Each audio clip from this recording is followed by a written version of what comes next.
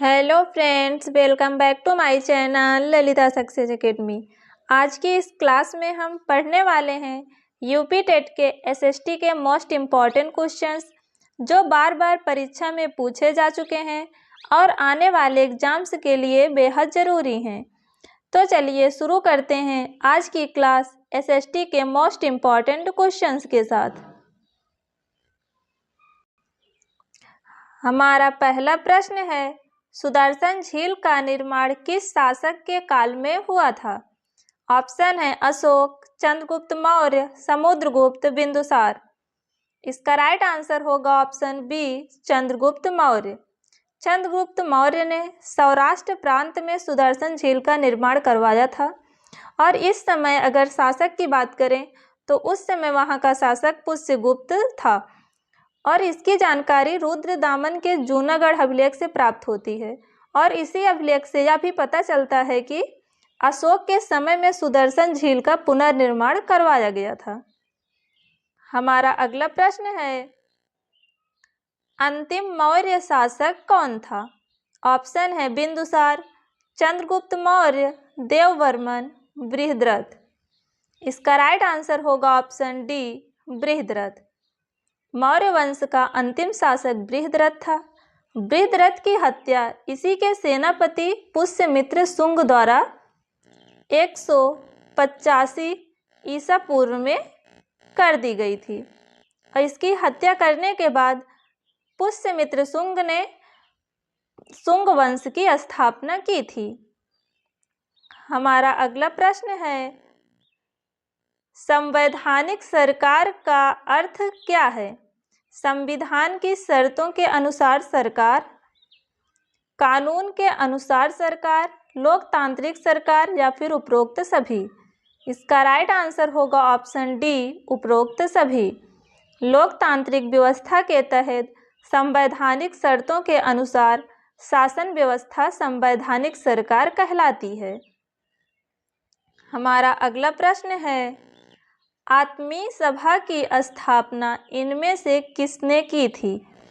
देवेंद्र नाथ टैगोर, राजा Ram Mohan Roy, MG. Ranade, Atmaram Pandurang.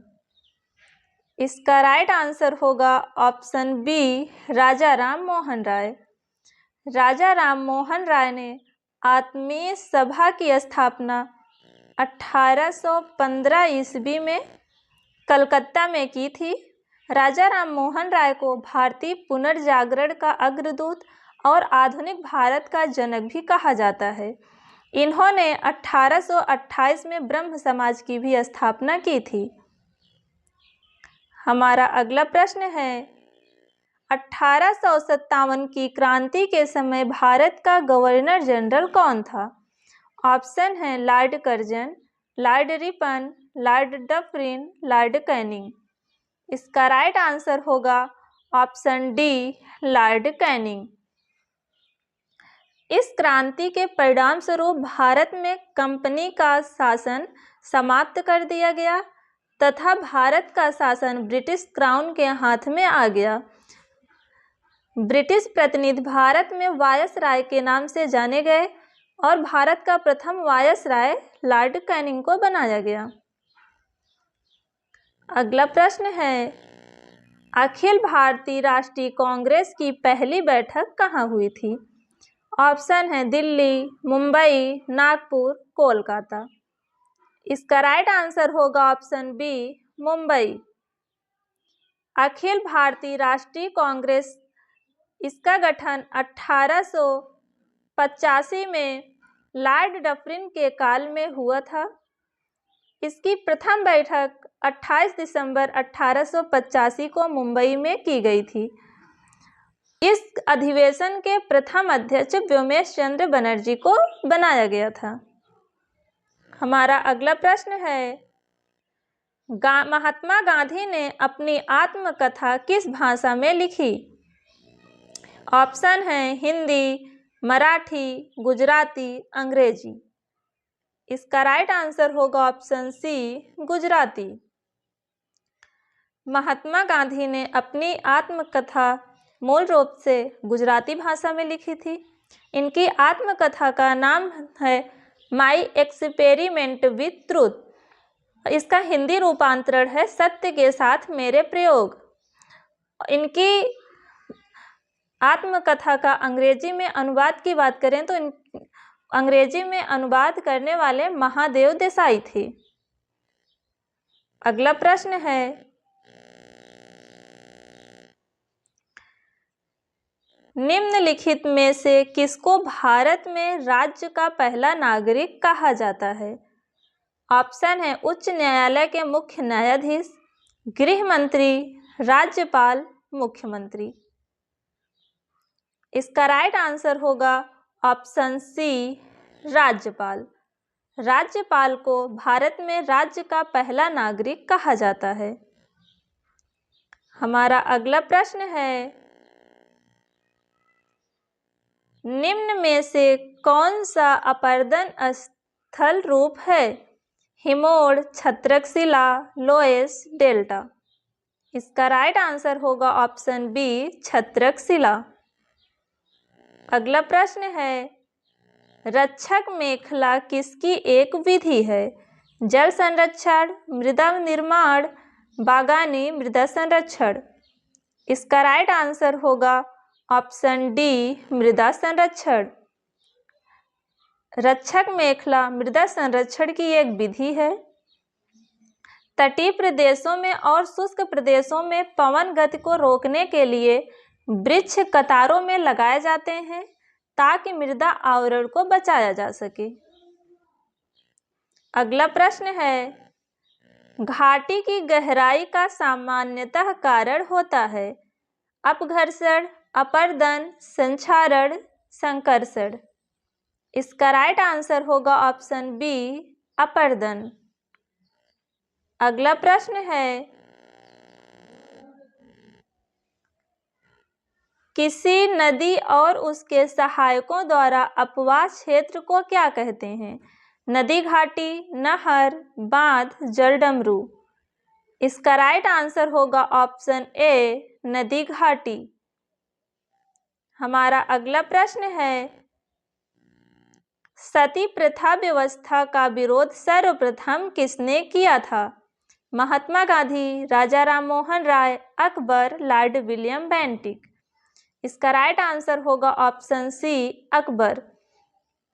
सती प्रथा का सबसे पहले विरोध अकबर ने किया था, जबकि आधुनिक भारत में अगर पूछा जाए तो आधुनिक भारत में राजा राम मोहन राय के प्रयासों के फलस्वरूप लॉर्ड विलियम बेंटिक के द्वारा 1829 ईस्वी में सती प्रथा का अंत किया गया था। तो इसका अंत करने वाले लॉर्ड विलियम बेंटिक थे और इनका सहयोग इनका राजा राम मोहन राय ने किया था। तो क्वेश्चन में पूछा गया है कि सबसे पहले विरोध किसने किया था, तो सबसे पहले अकबर ने इसका विरोध किया था। अगला प्रश्न है, निम्न में से कौन पेरियार के नाम से प्रसिद्ध हैं? ईवी रामास्वामी नायकर, के रामकृष्ण पिल्लई, CN मुदालियर, CV रमन।